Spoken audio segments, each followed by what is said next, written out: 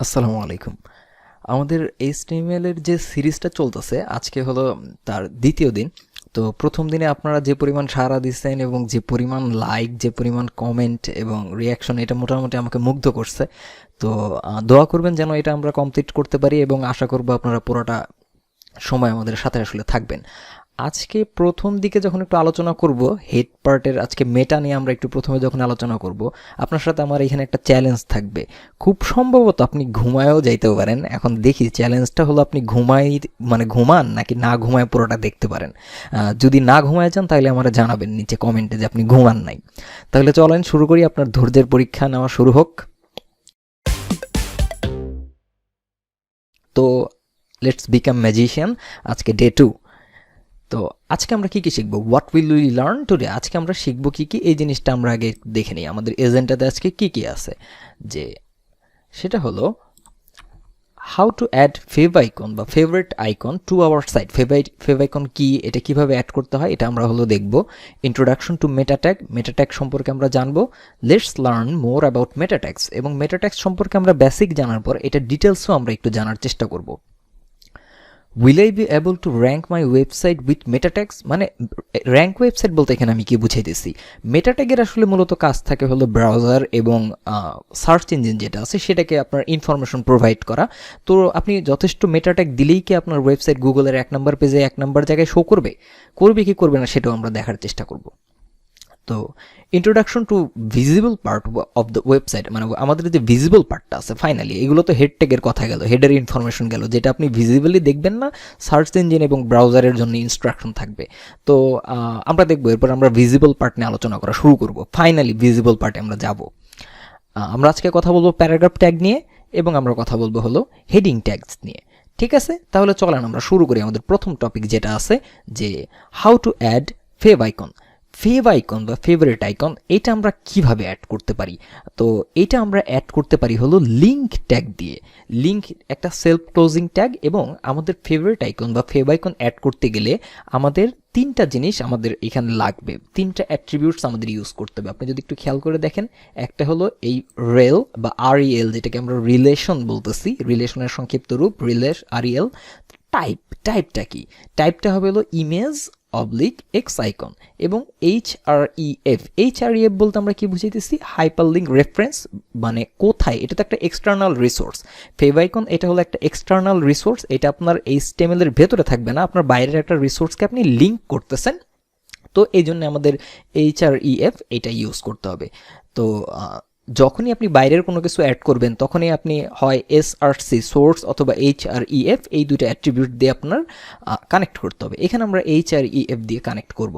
আচ্ছা, কোথায় সোর্স এবং কোথায় HREF ইউজ করতে হবে সেটা তো আমরা অবশ্যই দেখব।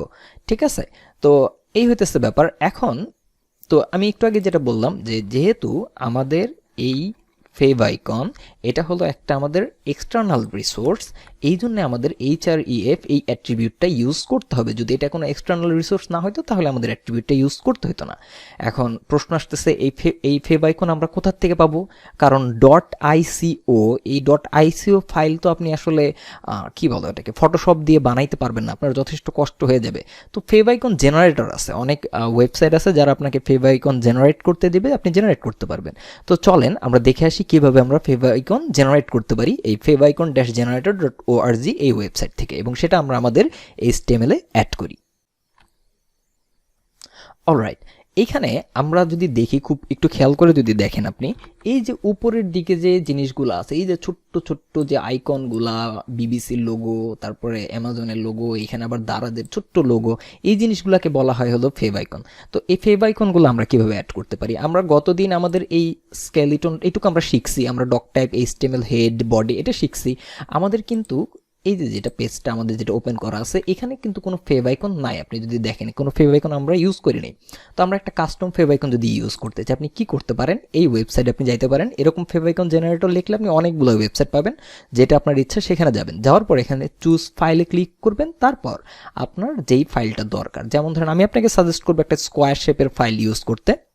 তো এইখানে আপনি এইটা ক্লিক করবেন, যে আইকনটা আপনার দরকার, যেটাকে আপনি ফেভ আইকনে কনভার্ট করতে চাইতেছেন সেটা ক্লিক করবেন। ক্লিক করার পরে এই ক্রিয়েট ফেভ আইকন যদি আপনি দেন, সেক্ষেত্রে সেটাকে সে কনভার্ট করে আপনার কাছে দিবে এবং তারপর আপনি সেটাকে ডাউনলোড করে আপনি আপনার HTML-এ সেটাকে ইনক্লুড করতে পারবেন। তো আমি অলরেডি ডাউনলোড করে রাখছি। আমরা সেটাকে যদি এখন ইনক্লুড করতে চাই, কিভাবে করতে পারি? দেখেন আমাদের এটা জেনারেট হয়ে গেছে, আপনি যে ডাউনলোডে ক্লিক করলেই সেটা ডাউনলোড হয়ে যাবে, ঠিক আছে?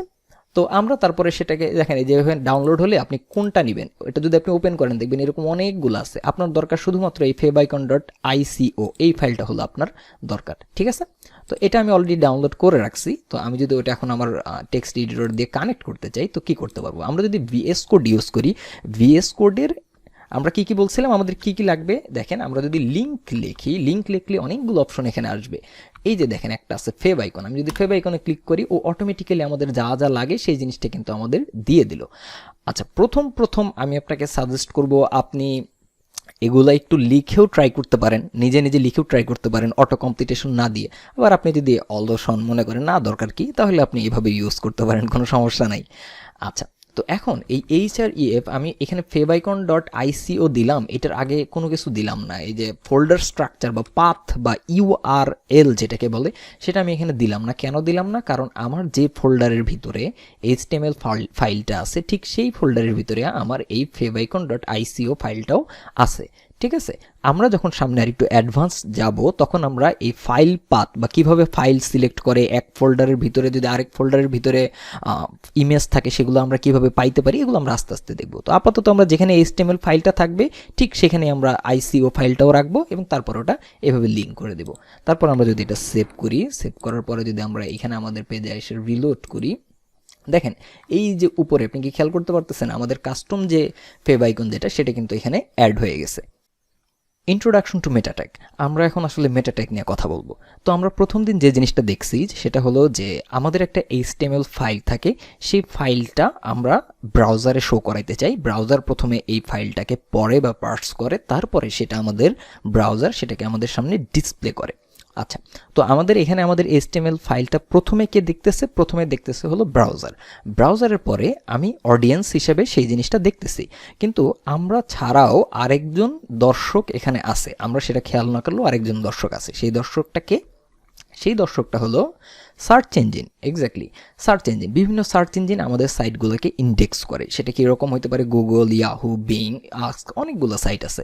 এরা হলো এই আমাদের তাহলে যে সাইটগুলো আছে, আমরা একটা সাইট বানাইলাম, এটা আমরা সার্চ ইঞ্জিন এটা সম্পর্কে জানবে কিভাবে? এই সার্চ ইঞ্জিন এটা সম্পর্কে এক্সট্রা ইনফরমেশন, বা একটা ব্রাউজার আমার সাইট সম্পর্কে এক্সট্রা ইনফরমেশন কিভাবে পাবে, এটা আমরা হেডের ভিতরে মেটা ট্যাগ দিয়ে সেটাকে আমরা বলে দেব।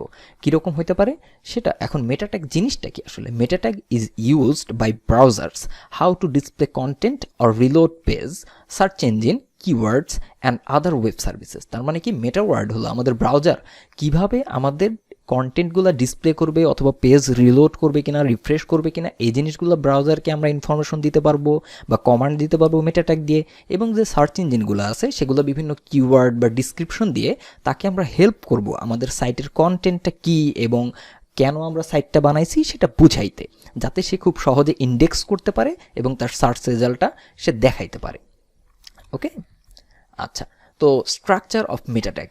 তো মেটা ট্যাগস আসলে টেকনিক্যালি অনেক রকমই আছে। আমি এখানে মেইন 3 টাইপের মেটা ট্যাগের কথা বলছি। একটা হলো কার্ড সেট, কার্ড সেট বলতে ক্যারেক্টার সেট বোঝানো হইতেছে।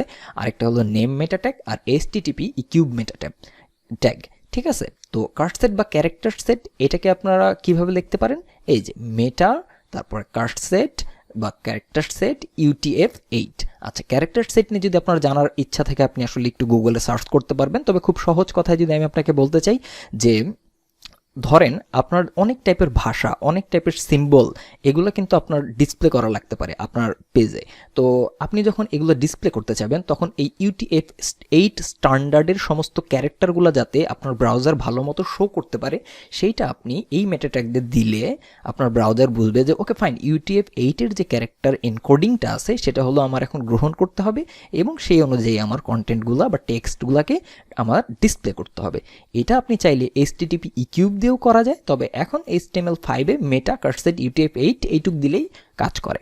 ওকে, তো এরপর আসতেছে হলো আমাদের নেম, যেটা নেম মেটা ট্যাগের এক্সাম্পল কীরকম হতে পারে? ধরেন নেম, তারপরে হলো মেটা, তার ভিতরে আপনি এখানে যদি দেখেন এই যে নেম, ফার্স্ট হবে নেম, তারপরে হবে সেকেন্ড অ্যাট্রিবিউটটা হবে হলো আমার কন্টেন্ট। অলওয়েজ মনে রাখবেন এই নেম মেটা ট্যাগগুলোর ক্ষেত্রে দুইটা আমাদের অ্যাট্রিবিউট থাকবে, প্রথমটা হলো নেম, সেকেন্ডটা হলো আমাদের কন্টেন্ট। তো নেম বলতে আমি কি বুঝাইতেছি, অথর। আচ্ছা, আপনার সাইটের অথরটাকে, তো আমি ধরেন এখন ওয়েবসাইট বানাইতেছি, এই জন্য আমার ওয়েবসাইটের অথর হলো আমি, সেতু। Okay fine. তো এখানে আপনি যদি থাকতেন তো আপনি, আপনার কোম্পানি থাকলে আপনার কোম্পানি। তো এরকম অথরের জায়গায় আরো অনেক কিছুই থাকতে পারে, ডিসক্রিপশন থাকতে পারে। তো কি কি থাকতে পারে সেগুলো আমরা একটু পরে দেখতেছি।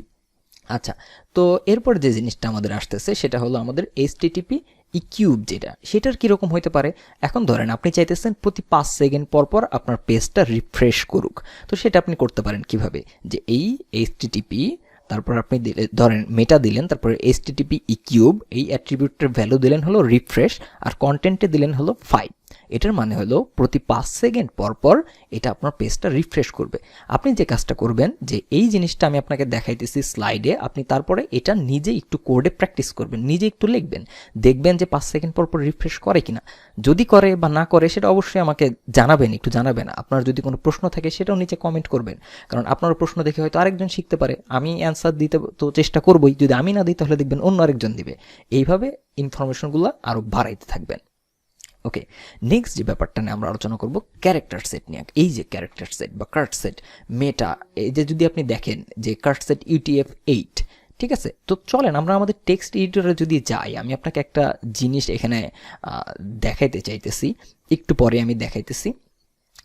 এটার কাজটা কি, এটার কাজটা হলো যে UTF-8 স্ট্যান্ডার্ডে যতগুলা আপনার ক্যারেক্টার আছে সেগুলো সে শো করবে।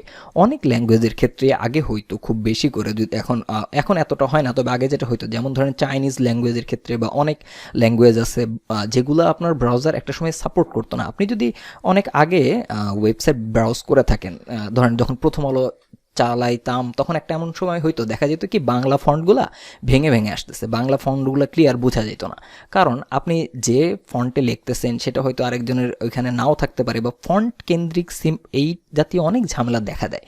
তো এই ঝামেলাগুলো থেকে এড়ানোর জন্য বিভিন্ন স্ট্যান্ডার্ড লাস্টলি আইসা UTF-8 এ বর্তমানে আসছে ক্যারেক্টার স্ট্যান্ডার্ড UTF-8। এটা হলো HTML5 এ এখন ইউজ করা হয়। এটা ইউজ করলে আপনি মোটামুটি একটা সেফ জায়গায় থাকবেন। তো এটার কিভাবে, এখন আমি যদি বলি যে should I declare encoding of my HTML file, আমার কি এটা আসলে ডিক্লেয়ার করা উচিত? টেকনিক্যালি এটা যদি আপনি নাও করেন, তাও যে আপনার চাইনিজ ভাষা বা ইত্যাদি শো করবে না তা না, তারপরেও কি আপনার এটা করা উচিত? w3.org তারা কি বলতেছেন, তারা বলতেছেন যে you should always specify the encoding used for an HTML or XML page. If you don't, you risk that characters in your content are incorrectly interpreted. This is not just an issue of human readability. Increasingly, machines need to understand your data too.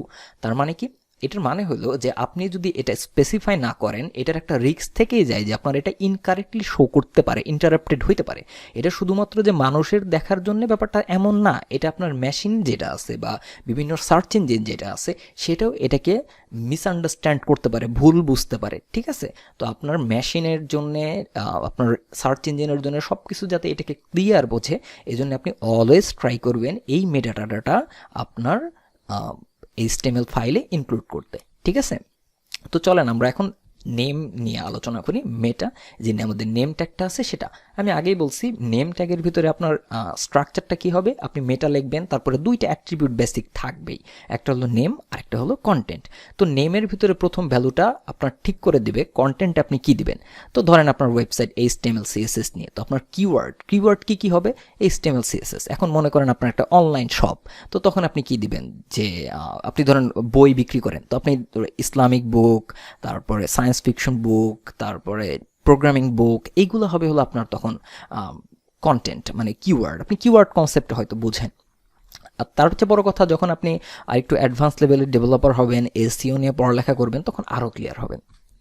আচ্ছা, তো এখন কি রকম থাকতে পারে এই নেমের ভিতরে, ভ্যালুগুলো কি রকম থাকতে পারে, কিওয়ার্ড থাকতে পারে। কিওয়ার্ড দিয়ে আপনি সিলেক্ট করবেন যে কি টাইপের ওয়েবসাইট আপনারটা। আপনার ডেসক্রিপশন থাকতে পারে, ডেসক্রিপশন দিয়ে আপনি একটা রাফ আইডিয়া দিবেন যে আপনার ওয়েবসাইটটা ঠিক কি কন্টেন্টের, আপনার ওয়েবসাইটটার পারপাসটা কি, তো কত ক্যারেক্টার, আপনার ক্যারেক্টার কত হওয়া উচিত ডিসক্রিপশনের ভিতরে। টেকনিক্যালি এটা আপনি যে কোনোটাই দিতে পারেন, তবে স্ট্যান্ডার্ড যেটা হলো 155 ক্যারেক্টার, 155 ক্যারেক্টার হলো একটা স্ট্যান্ডার্ড। তবে এসইও নিয়ে যারা আরও ডিটেলস জানেন তারা আরও ভালো বলতে পারবেন। তো যারা এসইও নিয়ে কাজ করেন বা ডিজিটাল মার্কেটিং নিয়ে কাজ করেন তারা আমাদের জানাবেন যে কি করলে আরও বেটার রেজাল্ট আমরা পাইতে পারি, ঠিক আছে। এরপর আরেকটা যেটা আসতেছে সেটা হলো রোবট। এটাও বেশ ইম্পর্টেন্ট একটা মেটা। এটা দ্বারাও আপনি এটারও আরও অনেকগুলো কন্টেন্ট, এটার কন্টেন্ট অনেকগুলো হইতে পারে। কি কি হইতে পারে? ইন্ডেক্স, ফলো, নো ইন্ডেক্স, নান, জেনারেটর, অনেকগুলা, ঠিক আছে। তো এখন এইটা দ্বারা আমরা বুঝাইতে চাইতেছি সেটা হলো যে আমাদের যে কন্টেন্টগুলো আছে সেটা কি ইন্ডেক্স করবে, ফলো করবে, না আনফলো করবে।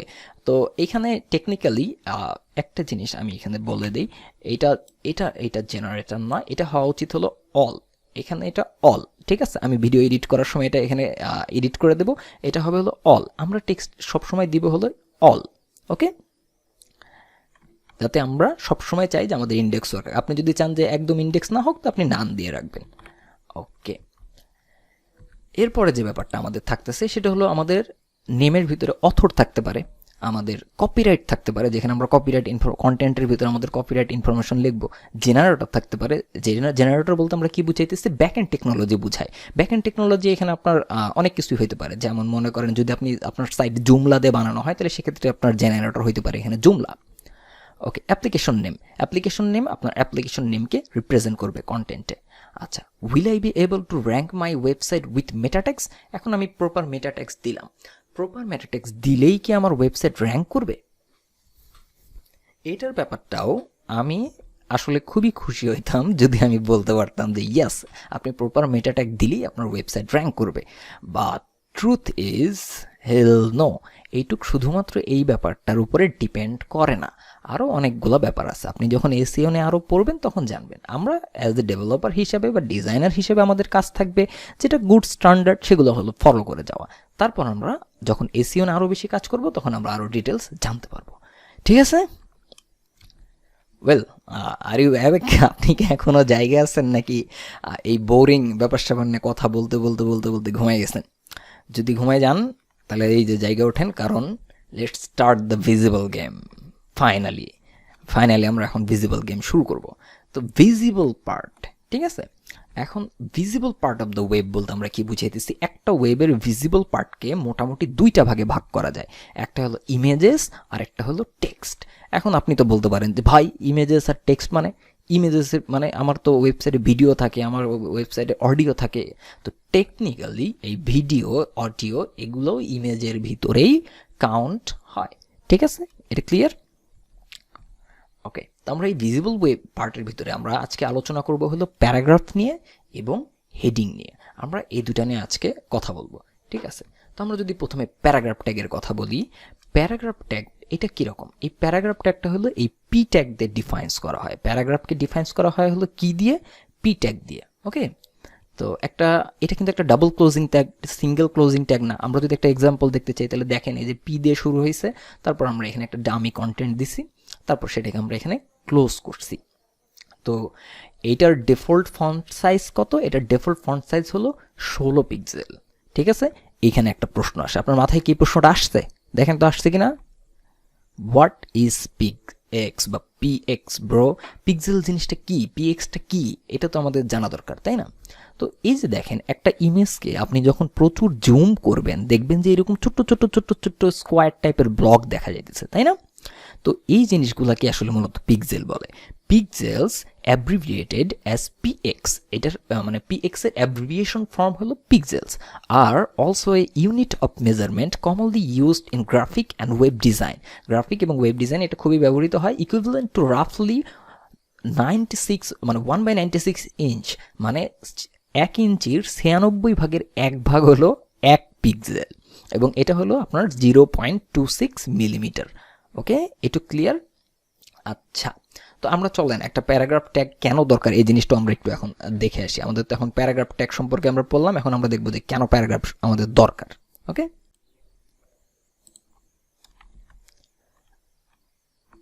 আচ্ছা, আমি যদি এইখানে এইভাবে লিখতাম, ধরেন আমি লিখতাম যে দিস ইজ এ প্যারাগ্রাফ, এখানে একটা ব্রেকিং ট্যাগ দিতাম, এটা দিয়ে এটার কাজটা কি, একটা লাইনটাকে, এই লাইনটাকে আবার নিচের লাইনে নিয়ে আসবে,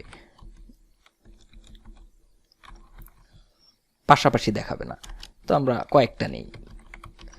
ওকে, আমরা যদি এটা এখন সেভ করি, সেভ করার পরে যদি আমরা এটা আমাদের ব্রাউজারে ওপেন করে রিলোড করি, এখানে আমরা দেখবো যে this is a paragraph, this is a paragraph, this is a paragraph. Okay fine, এগুলো সবগুলো আসছে। এখন সমস্যাটা কোথায়? আমরা তো তাহলে প্যারাগ্রাফ এইভাবেই লিখতে পারতাম, কোনো পি ট্যাগ টি ট্যাগের আমাদের দরকার পড়তো না। সমস্যাটা হইতেছে এইটা আপনি দিতে পারবেন না এই কারণে, মনে করেন আপনি চাইলেন যে এই প্রত্যেকটা লাইনকে আলাদা আলাদা কালার দিবেন, এটাকে লাল, এটাকে নীল, এটাকে হলুদ, এটাকে সবুজ, আপনার ইচ্ছা মতো আপনি প্রত্যেকটা লাইনকে আলাদা আলাদা কালার দিতে চাইতেছেন, তখন কিন্তু আপনি পারবেন না। কেন পারবেন না? কারণ আপনার এখানে তো প্রত্যেকটাকে আলাদা করে সিলেক্ট করার কিছু নাই, কিছুই দিয়ে আপনি এটাকে ধরতে পারতেছেন না, এটাকে কোনো বক্সে বা র্যাপারে মোড়ানো হয় নাই, এটা কোনো স্ট্যান্ডার্ড ফরমেশন হইল না। আমাদের কোনো সার্চ ইঞ্জিন বা কেউই বুঝবে না, কনফিউজড হয়ে যাবে যে এটা মূলত কি, এটা আসলে কি হিসাবে, যদিও সে প্রেজেন্ট করতেছে এখানে টেক্সট আকারে প্রেজেন্ট করতেছে, কিন্তু আমরা যদি এখানে বি আর ট্যাগগুলো না দিতাম তাহলেই দেখতেন যে কি এলোমেলোটা হয়ে গেছে। ধরেন আমি বি আর ট্যাগগুলো কেটে দিই।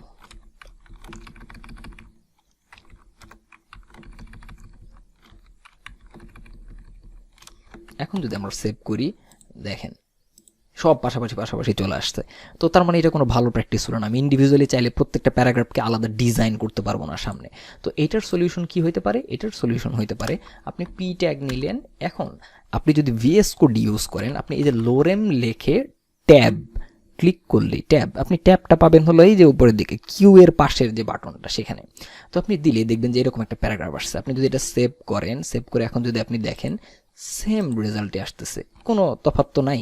তো এখন আপনি যদি নিচে আরেকটা প্যারাগ্রাফ লেখেন, দিস ইজ অ্যানাদার প্যারাগ্রাফ, এটা যদি আপনি সেভ করেন, দেখেন এই যে নিচে কিন্তু আমাদের কিন্তু আর পাশাপাশি হলো না, একদম নিচে সেপারেট একটা চলে আসলো। কারণ আমরা জানি প্যারাগ্রাফ মানে কি, একটা প্যারা, এই যে এরকম একটা প্যারাকে একটা প্যারাগ্রাফ বলে। তো আমি যখন নতুন একটা ট্যাগ নিছি, তার মানে এটা একটা সেপারেট প্যারাগ্রাফ। ওকে, তো এই হলো আমাদের প্যারাগ্রাফের কনসেপ্ট। নাও ওকে, চলেন এখন আমরা আমাদের পরের যেটা আছে হেডিং, সেটা নিয়ে আমরা কথা বলি। হেডিং ট্যাগস প্যারাগ্রাফে যেমন ছিল আপনার একটা শুধুমাত্র পি ট্যাগ ছিল, কিন্তু হেডিংয়ে আবার সেটা না। হেডিংয়ে আবার কীরকম, হেডিং 1 থেকে হেডিং 6 পর্যন্ত আছে, 6টা আছে ওইটার, 6টা, এক হেডিং 1, হেডিং 2, হেডিং 3, 4, 5, 6। ওকে, আমি ম্যাথ ঠিক আছি। 6টা হেডিং প্যারাগ্রাফ ট্যাগ আছে আমাদের। তো এটাও ডাবল ক্লোজিং ট্যাগ, এটা সিঙ্গেল ক্লোজিং ট্যাগ না, মানে এটা শুরু আছে, এটাকে আপনার ইন্ডো করতে হবে। তো এটার এক্সাম্পল কি হতে পারে, এটা যে this is a heading. Okay fine, তো এখন প্রশ্ন আসতেছে যে এইটার ডিফল্ট ফন্ট সাইজ কত, এটার বাই ডিফল্ট ফন্ট সাইজ কত, কত পিক্সেল। পিক্সেল নিয়ে আপনাদের এখন আসলে খুব বেশি মাথা ঘামানোর দরকার নেই, কারণ আপনি যখন সিএসএস শিখবেন তখন পিক্সেল নিয়ে আরও অনেক বেশি ডিটেলসে জানবেন। তো আপাতত আমরা শুধুমাত্র মনে রাখতে পারি, বা খুব মনে রাখা যে দরকার তাও না, একটা আইডিয়া নিয়ে রাখেন যে বেসিক পিক্সেল কত হয় এগুলার। H1 এর ক্ষেত্রে আপনি যদি এখানে দেখেন, H1 এর ক্ষেত্রে আমাদের 32 পিক্সেল, H2 এর ক্ষেত্রে আমাদের 24 পিক্সেল, 3 এর ক্ষেত্রে 18.72 পিক্সেল, তারপর আমাদের আছে 4 এর ক্ষেত্রে 16 পিক্সেল, তারপরে আছে 13.28 পিক্সেল, তারপরে 6 এর জন্য আছে 10.72 পিক্সেল। এই জিনিসগুলো হলো মাথায় রাখা দরকার। এবং এই যে দেখেন এগুলোর প্রত্যেকটার সাথে, এবং এই 1 EM এটা হলো 16 পিক্সেল, আমরা আগেই দেখছি যে 16 পিক্সেল মানেই আসলে এখানে 1 EM বুঝাইতেছে, এবং সেই অনুপাতে এগুলো বাড়তেছে। EM পিক্সেল এরকম আরও অনেকগুলো ইউনিট আছে। যেমন আপনি যখন মাপেন কোনো কিছু, সেটা মিটার দিয়ে, সেন্টিমিটার দিয়ে অনেকভাবে মাপা যায়, অনেকগুলো ইউনিট বা একক থাকে। তো এদের ক্ষেত্রে এই জিনিসগুলার মাপা হয়, হাইট মাপা হয় এই পিক্সেল দিয়ে, EM দিয়ে, পার্সেন্টেজ দিয়ে, অনেক কিছু দিয়ে, REM দিয়ে। এগুলো আপনারা আস্তে আস্তে জানবেন, ঠিক আছে? ওকে, তো এই হলো আমাদের হেডিং ট্যাগস। তো আমরা যদি হেডিং ট্যাগের আমরা যদি প্র্যাকটিক্যাল এক্সাম্পল কিছু এখন দেখি, তাহলে আমরা চলেন হেডিং ট্যাগ কিছুক্ষণ লিখি। ওকে, আমরা এখন যদি এখানে H1 লিখতে চাই, হেডিং 1, তারপর আমরা ধরেন এখানে H2 লিখব, heading 2, H3, heading 3, H4, heading 4, H5, heading 5,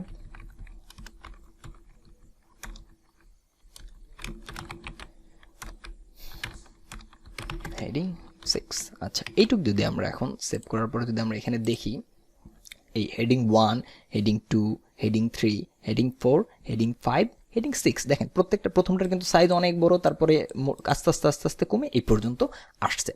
তো এই ছিল হলো আমাদের আজকের কন্টেন্ট। ইনশাল্লাহ আমরা নেক্সট দিন আরও অ্যাডভান্স টপিকে যাব, আস্তে আস্তে আমরা আরও ডিপ টপিকে যাব। তো এই জিনিসগুলো মাথায় রাখবেন, মেটাট্যাগ খুবই জরুরি। এগুলো আমাদের অনেকেই ইগনোর করে যায়, এই জিনিসটা খুবই জরুরি। কারণ আপনি যদি একটা জিনিস এখানে খেয়াল করে দেখেন যে এইটুক পুরোটা তো আছেই, এটা যদি আমরা কাট করি, দেখেন আপনি যদি এখানে আশ্চর্যবোধক চিহ্ন দিয়ে ইন্টার দেন, দেখবেন ও কিছু অটোমেটিক্যালি আমাদের এই ভিএস কোড অটোমেটিক্যালি কিছু মেটা ট্যাগ আমাদের দিয়ে দিছে অ্যাজ এ বয়লার প্লেট। তার মানে মেটা ট্যাগ যথেষ্ট ইম্পর্টেন্ট, এই জিনিসটা আপনারা একটু দেখবেন, ঠিক আছে। আর একটা জিনিসটা যদি আপনি দেখেন, আপনি যদি অ্যামাজনের ওয়েবসাইটে যান, দেখেন এই অ্যামাজনে কিন্তু এখানে মেটা ট্যাগ ইউজ করছে, এই যে ওদের মেটা ডিসক্রিপশন আছে, কিওয়ার্ড আছে। আপনি যদি বিবিসির ওয়েবসাইটে যান, বিবিসির ওয়েবসাইটে গেলে আপনি দেখবেন যে এখানে মেটা তাদের আছে, ডিসক্রিপশন দেওয়া আছে। আপনি দারাদের যদি ওয়েবসাইটে যান, সেখানেও দেখবেন যে এখানে কিওয়ার্ড ডিসক্রিপশন দেওয়া আছে। তার মানে সবাই এই মেটা ট্যাগগুলো ইউজ করে। মেটা ট্যাগগুলো ইউজ করা খুবই জরুরি, খুবই ভালো। তো আপনারা সবাই এই জিনিসগুলো হলো দেখবেন, এই জিনিসগুলো না জেনে যদি কোনো প্রশ্ন থাকে সেটা জানাবেন, একটু পড়বেন, একটু সার্চ করবেন, ঠিক আছে। ইনশাল্লাহ বুঝতে পারবেন। আর নেক্সট টিউটোরিয়াল খুব দ্রুতই চলে আসবে। এখন পুরো ভিডিও যদি এই পর্যন্ত আপনি দেখে থাকেন, আপনার অনেক থ্যাঙ্কস। আর যদি আপনার কিছু ভালো লাগে, কোনো ইনফরমেশন যদি আপনি নতুন পান, সেটা অবশ্যই অন্যদের সাথে শেয়ার করবেন। আর অ্যাপ্রিসিয়েট করবেন, যদি ভালো লাগে লাইক করবেন, ভালো না লাগলে সেটাও জানাবেন যে ভাই ভালো লাগে নাই, ঠিক আছে। তো সামনের টিউটোরিয়ালে দেখা হবে, ভালো থাকবেন সবাই সেই পর্যন্ত।